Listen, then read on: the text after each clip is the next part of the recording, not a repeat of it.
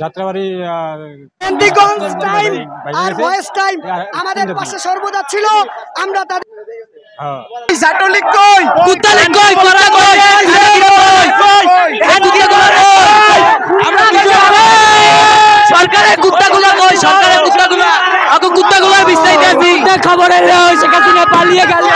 সরকার কই, বিজয় বিজয়।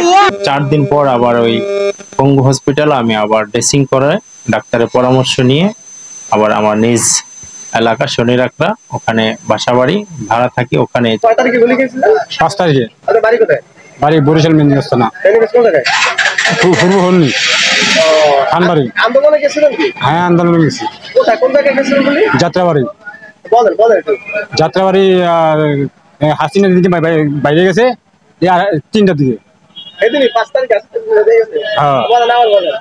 3 তারিখে গুলি খেয়েছি ভাই আমি।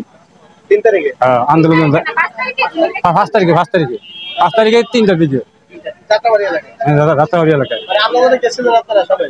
আপনারা গুলি খেয়েছে ভাই? জি আমার ভাই, উনি যাত্রাবাড়ি বা আপনার ছাত্র আন্দোলনে, বৈষম্য বিরোধী ছাত্র আন্দোলনে উনি প্রতিদিনই এই ছাত্র আন্দোলনে অংশগ্রহণ করতো, কাজ কাম বাদ দিয়া। জি ছাত্রজনতার সাথে উনি যোগদান করতো। তো লাস্ট যে স্বৈরাচার শেখ হাসিনা পদত্যাগ করছে, দেশ থেকে পালিয়ে গেছে, সেই দিন পদত্যাগ করার পরেও সোনিয়া যাত্রাবাড়ি থানার পাশে অনবরত গুলি চালাচ্ছিল। গুলির কারণে ওখানে শত শত লোক আহত হয়েছে এবং অনেক লোক নিহত হয়েছে। তার মধ্যে আমার ভাইও ওখানে আন্দোলনকারীর সাথে থেকে গুলি খাইছে। এই যে রানে গুলি খাইছে। তারপরে হ্যাঁ গুলি বের হয়ে গেছে। মুগদা মেডিকেল ওনাকে চিকিৎসা দেওয়া হয়েছে।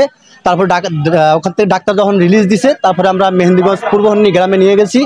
এখন আবার ওখানে শারীরিক অবস্থার অবনতি হলে, হ্যাঁ শরীরের অবনতি হলে পাতারা স্বাস্থ্য কমপ্লেক্সে নিয়ে যাই। ওখান থেকে ডাক্তার ঢাকা নিয়ে আসার জন্য বলছে। এখন আমরা আজকে সর্বশেষ অবস্থা আমরা এখানে হসপিটাল দেখাইছি, বলছে এখানে এই যে আপনার ইবনে সিনা হসপিটালে দেখাইছি। হ্যাঁ ইবনে সিনা হসপিটালে দেখাইছি। ওকে এখানে ডাক্তার বলছে যে আপনি ওষুধ লিখে দিছে, আপনি রেস্ট নেন এবং নতুন করে ব্যান্ডেজ করে দিছে। তো রেস্ট নেন, ইনশাল্লাহ ঠিক হয়ে যাবে। আবার কয়েকদিন পরে আসতে বলছে।